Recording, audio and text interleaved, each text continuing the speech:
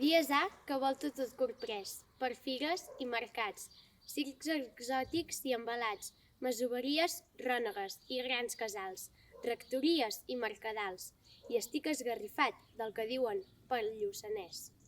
Us ho contaré perquè m'ho han contat. Un baró molt poderós dominava un petit comtat. Lluçà tenia per nom. Enmig d'aquestes terres tan tranquil·les s'alçava un gran castell. Aquest dominava moltes terres, habitades per nobles pagesos. Era any de bona collita, molt gra i molta civada, i res feia pensar que en aquelles contrades la vida pogués canviar. Oh no, que ens ataca!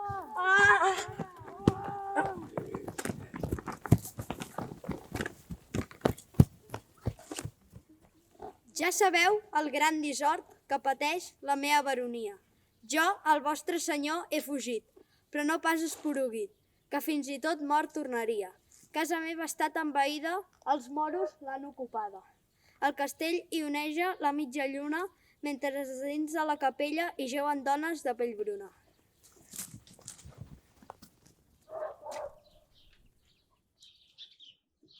Mireu, jo sóc el masover Miralles de Lluçà. Quan van arribar els moros, jo no m'ho creia. Nostre Senyor ens ha abandonat, tan celestial, Déu meu Senyor, com el terrenal al baró. Tenia mala jeua, però durava la creu. D'aquests sarraïns duen mitja lluna. Quina por! I una nit espaordida de llamps i trons vaig sentir el galop d'un cavall, el cant d'un gall, el vol d'una oliva blanca, i vaig dir a la dona: «Tanca!» I ella va passar el baldó. Obriu en nom del baró! Era un cavaller, tot ell capa negra. El cavall, però, era blanc com la neu. Redeu, redeu! La dona tremolava, la capa voleiava i el foc li llambregava els ulls. El bon baró, meu i vostre senyor, promet grans premis i regals.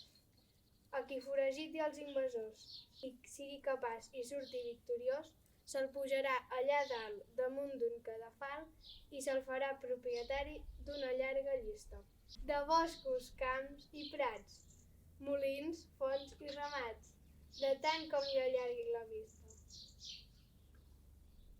Vam tancar la porta i vaig començar a rumiar. Volia assegurar el futur de la meva família, pensant en el prosper demà.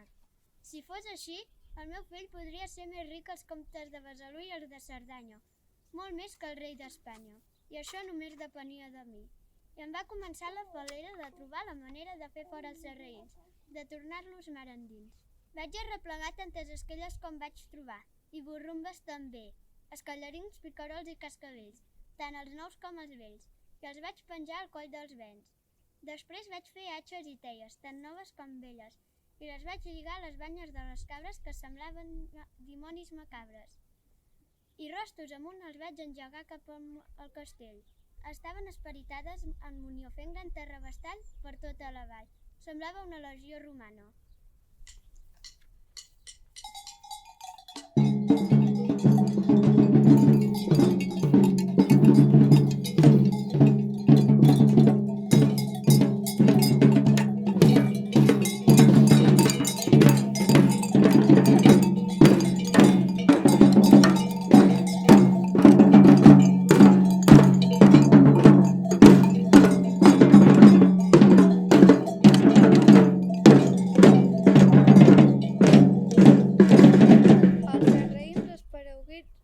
Tenir temps de veure si eren o no les tropes del baró.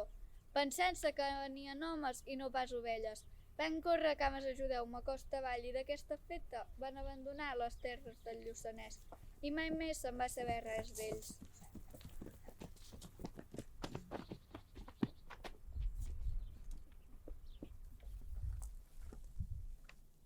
Després va arribar el gran dia de pujar damunt del cadafal, de mirar des d'allà dalt i donar-me el que em mereixia. L'endemà, de bon matí, Miralles anà a trobar el baró, per fer-li complir allò que li havia promès, que li donaria que era tot el que la vista li abastés. Però el baró de Lluçà té mala jeia. Té mala jeia, ja ho heu sentit. El cabró del baró no volia ser derrotat per l'astúcia d'en Miralles i va pensar en les 1001, fins que va tenir la gran idea. Tal com vaig prometre faré, ja que jo no sóc cap mentider. Aquí tens la teva recompensa, Miralles. Tot el que vegis, aia.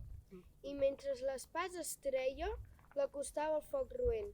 Tot seguit els ulls li treia i la noble gent anava dient: Miralles, tot el que vegis, aies.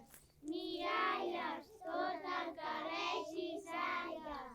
Miralles, tot el que vegis, aies. Miralles, tot el que vegis, aies. I ara ja ho veieu, sóc un pobre cec, un vell orb. Tot ho veig negre com les plomes d'un corb, que si pogués em trauria la vida, em faria un ataúd a mida. Però el bon Déu no ho vol, i ara m'he quedat sol. No puc gaudir de les rieres, ni dels marges florits, ni dels ocells xics, no puc ni veure el sol. Abans podia, per què volia tenir per mi si ja en gaudia? I aquesta és, gent de Déu, la lliçó del ben Miralles. Tot el que veus és teu, que no en cal que en siguis amo. I així és tot, si us ha agradat, tal com m'ho han dit, us ho he contat. Diuen que fa molt de temps, a la cristianíssima baronia de Lluçà van arribar els almoràvits.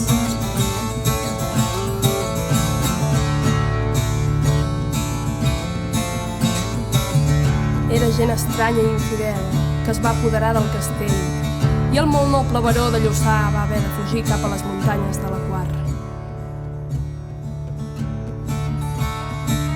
Els almoràvits es passejaven pels voltants del castell, baixaven a la riera i volien fer-se amos de tot.